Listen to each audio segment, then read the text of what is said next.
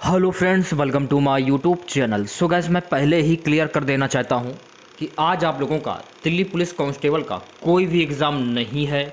ये वीडियो मैं उन बच्चों के लिए लाया हूं जिन बच्चों का आगे आने वाली शिफ्टों में एग्ज़ाम लगा हुआ है। तो वीडियो काफ़ी इंपॉर्टेंट है आप लोगों के लिए, तो इस वीडियो को पूरा ज़रूर देखिए।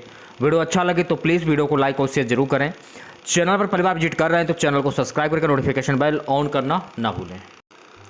तो चलिए वीडियो को स्टार्ट करते हैं। पहला क्वेश्चन, टोक्यो ओलंपिक 2020-21 में किस भारतीय ने पहला पदक जीता था?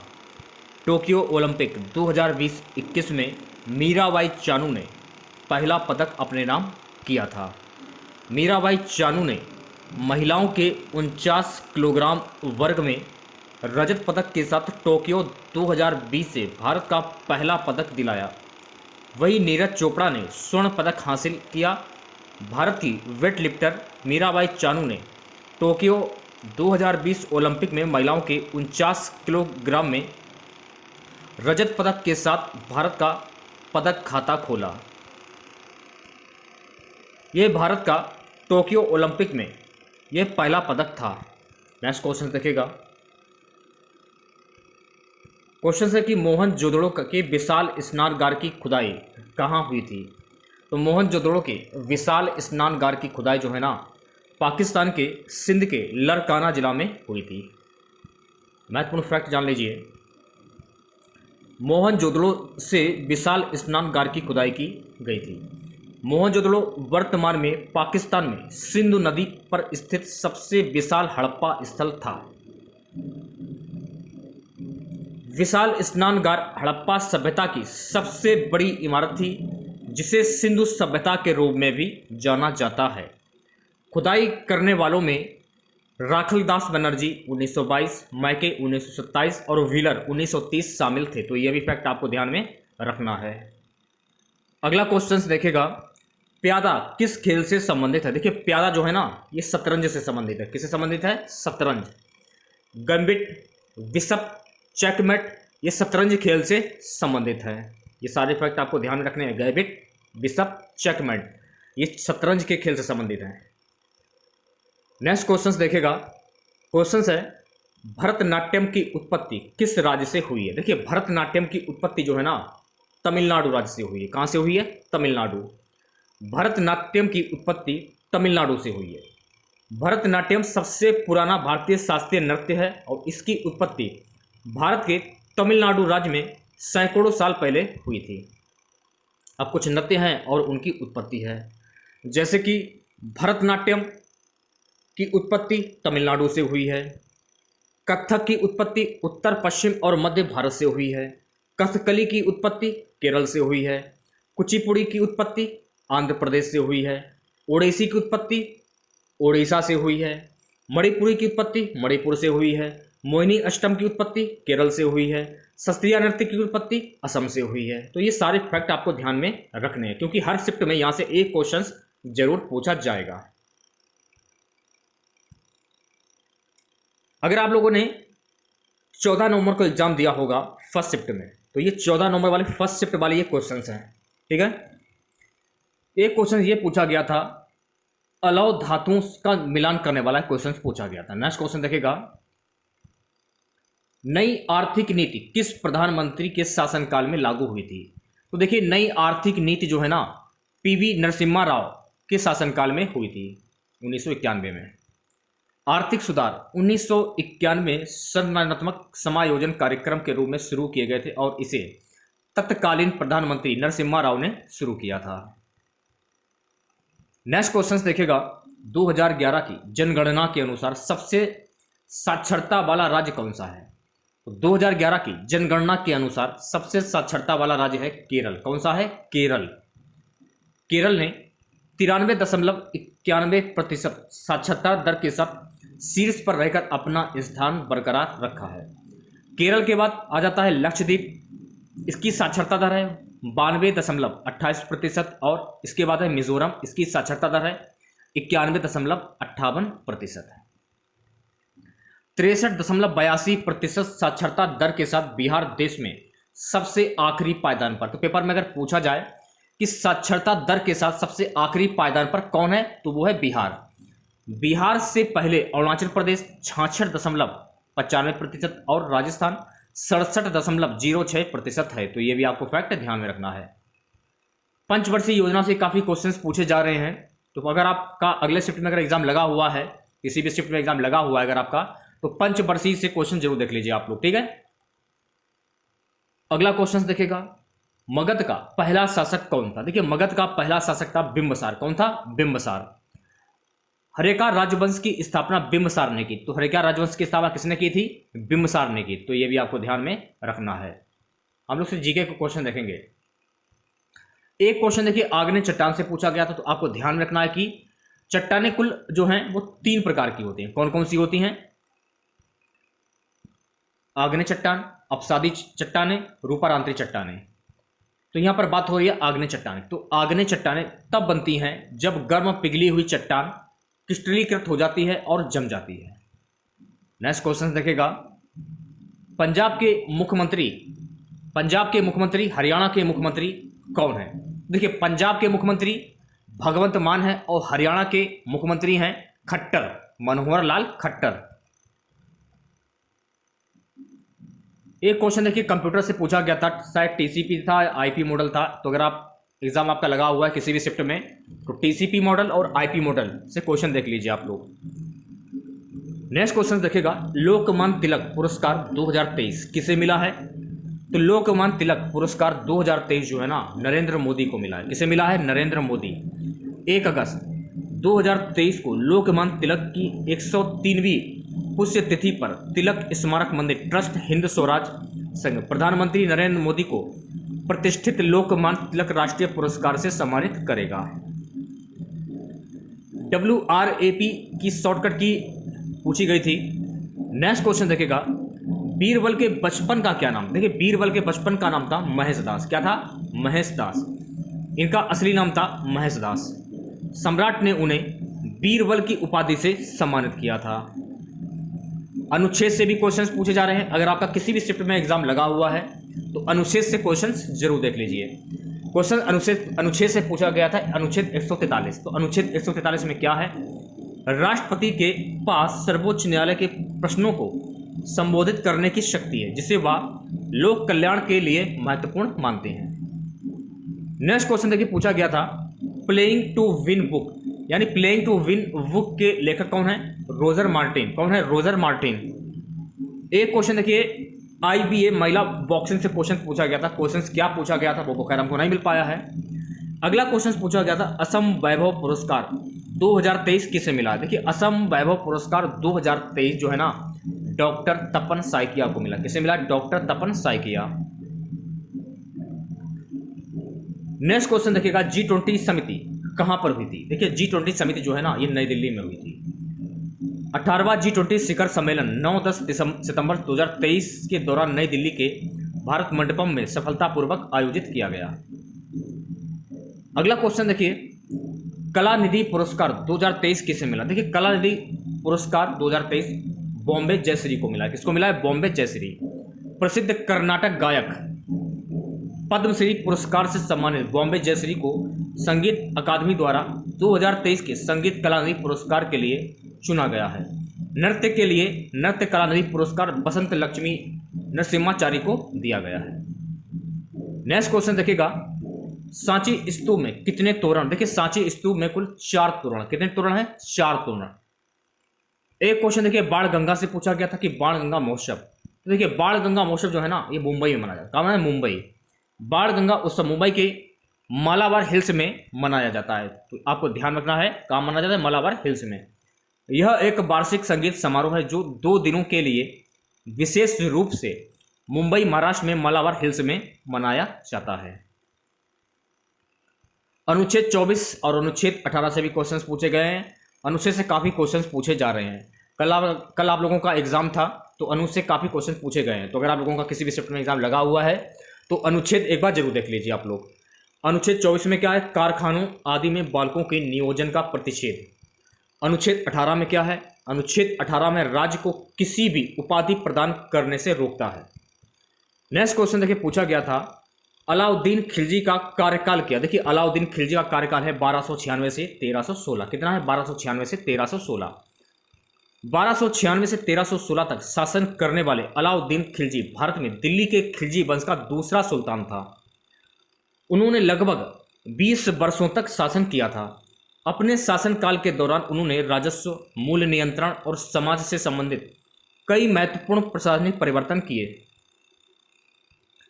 जनवरी 1316 में उनकी मृत्यु हो गई और खिलजी वंश केवल 4 साल बाद समाप्त हो गया। अगला क्वेश्चन देखिएगा, नमामि गंगे 2014 किस मंत्रालय के द्वारा शुरू की गई थी? देखिए नमामि गंगे योजना जो है ना 2014 जल शक्ति मंत्रालय के द्वारा शुरू की गई थी। इसे जून 2014 में केंद्र सरकार द्वारा अनुमोदित किया गया था। इसका उद्देश्य प्रदूषण के प्रभावी उन्मूलन और राष्ट्रीय गंगा नदी के संरक्षण और कायाकल्प के दोहरे उद्देश्यों को पूरा करना है। यह जल संसाधन मंत्रालय, नदी विकास और गंगा संरक्षण विभाग जल शक्ति मंत्रालय के तहत संचालित किया जा रहा है। नेक्स्ट क्वेश्चन देखिए, पूछा गया था कि पानीपत का तीसरा युद्ध कब हुआ? देखिए पानीपत का जो तीसरा युद्ध है ना 1761 ईस्वी में लड़ा गया था। पानीपत की कुछ ऐतिहासिक लड़ाइयाँ हैं, जान लीजिए, क्योंकि यहाँ से भी क्वेश्चन पूछा जा सकता है। पानीपत का प्रथम युद्ध 21 अप्रैल 1526 को हुआ था, बाबर एवं इब्राहिम लोदी के बीच में। इसमें बाबर की जीत हुई थी। पानीपत का द्वितीय युद्ध हुआ था 5 नवंबर 1556। बैरम खां अकबर का सेनापति, हेमचंद हकीम शाह सूरी का सेनापति। इस युद्ध में अकबर की जीत हुई थी। पानीपत का तृतीय युद्ध 1761 में ईस्वी में मराठा और अफगानिस्तान का शासक अहमद शाह अब्दाली के बीच हुआ था। इसमें मराठा की विजय हुई थी। एक क्वेश्चन देखिए, अनुच्छेद 108 से पूछा गया था। अनुच्छेद 108 में संसद की संयुक्त अधिवेशन बैठक को बुलाना। अनुच्छेद 21 से क्वेश्चन पूछा गया था। प्राण और दैहिक स्वतंत्रता से भी क्वेश्चन है। अनुच्छेद 21 जो है प्राण और दैहिक स्वतंत्रता। रीजनिंग में देखिए नॉन वर्बल पढ़ना है आपको, पेपर कटिंग पढ़ना है और काउंटिंग फिगर भी पढ़ना है, कथन और निष्कर्ष भी आपको पढ़ना है, ठीक है। और ज़्यादा से ज़्यादा कोशिश कीजिएगा कि ऐसे क्वेश्चन की प्रैक्टिस कर लें आप लोग, ठीक है।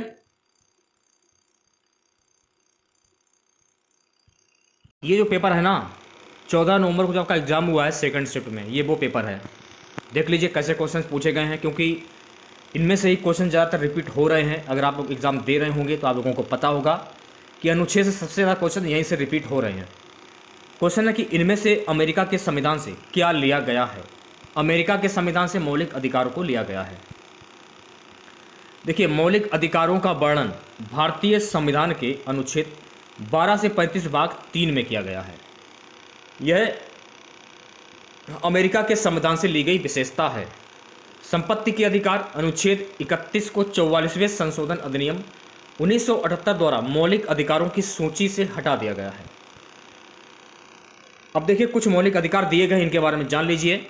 जैसे कि समानता का अधिकार अनुच्छेद 14 से 18 के में आ जाता है। स्वतंत्रता का अधिकार अनुच्छेद 1922 में आ जाता है।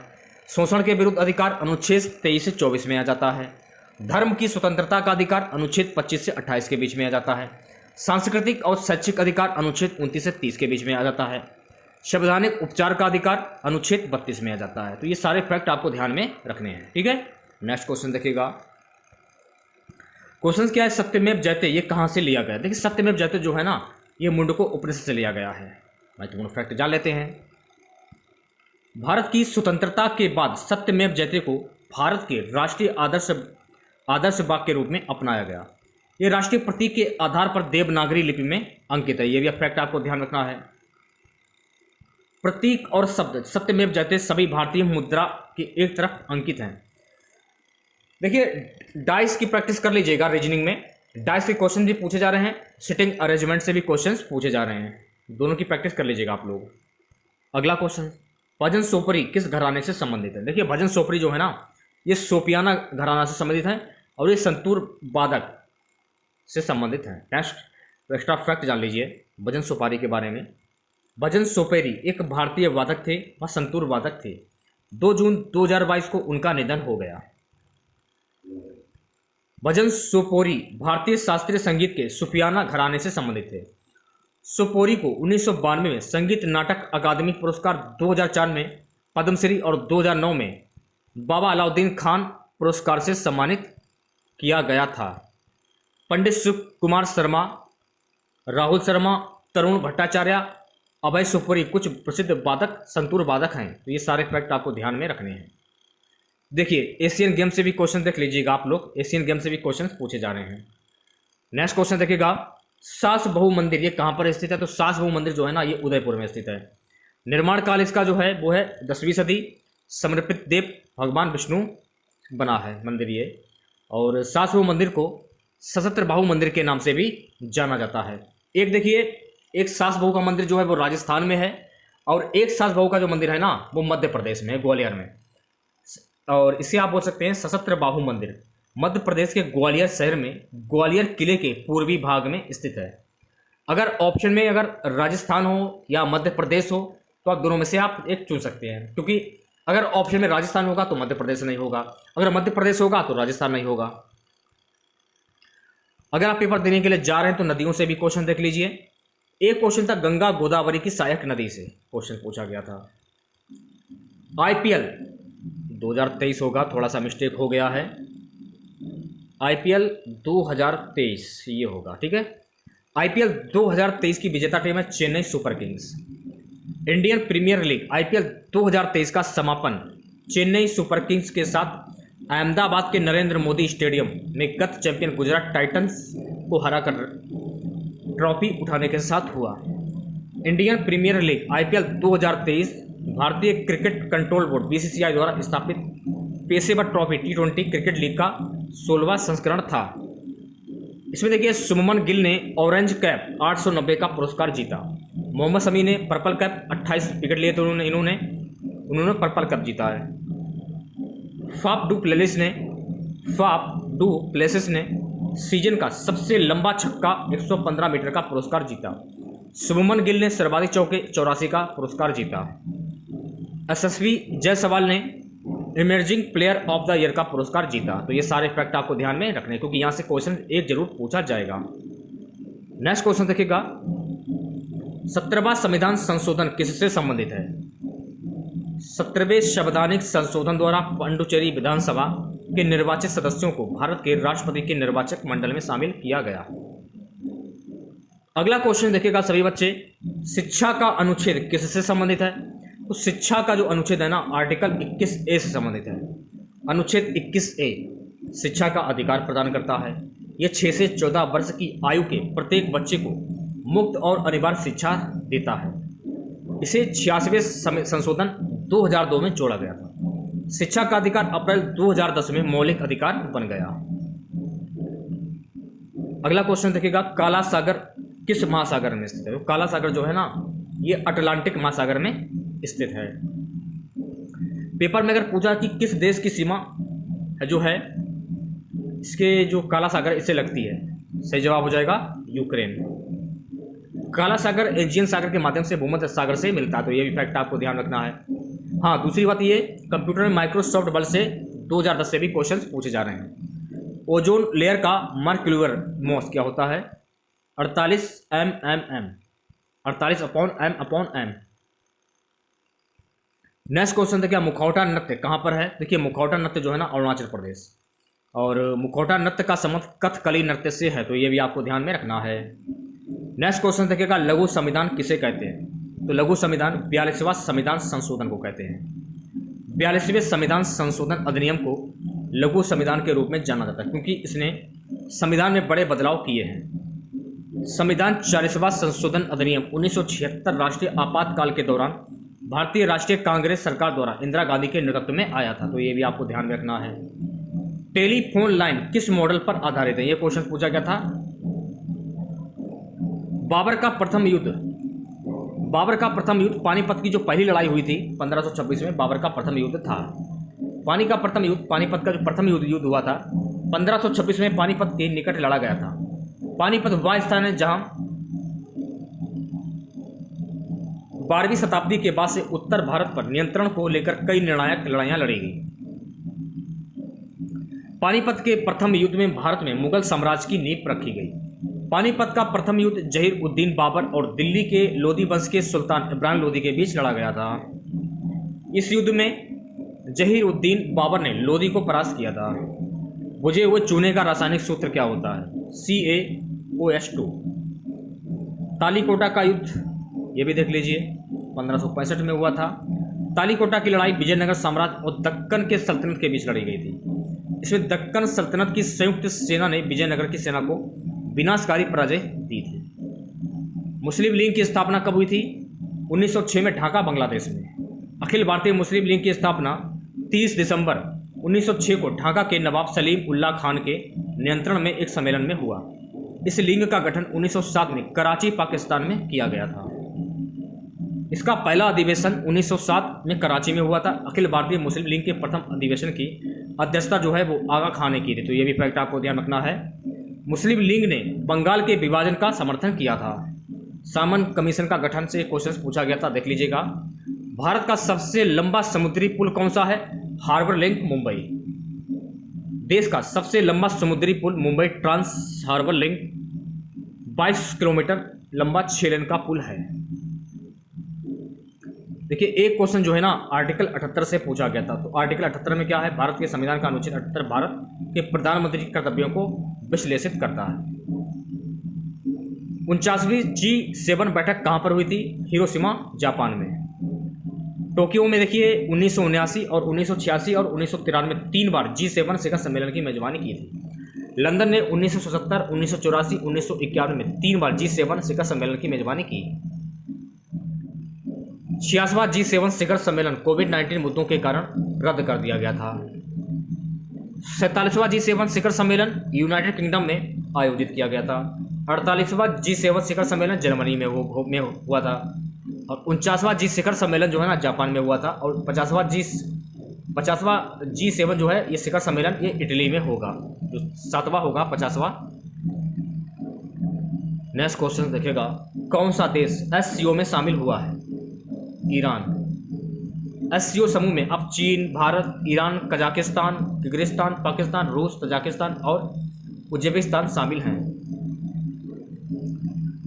अच्छा, ये बताइएगा, एक क्वेश्चन ये पूछा गया था कि भरतनाट्यम का प्राचीन नाम क्या है? देखिए, भरतनाट्यम का प्राचीन नाम है सदिर अष्टम। क्या है? सदिर अष्टम। भारत में शास्त्रीय नृत्यों की सूची है। भरतनाट्यम तमिलनाडु का नृत्य है, कथक उत्तर प्रदेश का, कुचिपुड़ी आंध्र प्रदेश का, ओडिसी उड़ीसा का, कथकली केरल का, शास्त्रीय नृत्य असम का। शास्त्रीय नृत्य बहुत ज़्यादा पूछा जा रहा है, शास्त्रीय नृत्य। और वो कुचिपुड़ी मणिपुरी मणिपुर का, मोहिनी अष्टम केरल का। तो मोहिनी अष्टम भी पूछा जा रहा है, कई बार पूछा जा चुका है काफ़ी शिफ्टों में।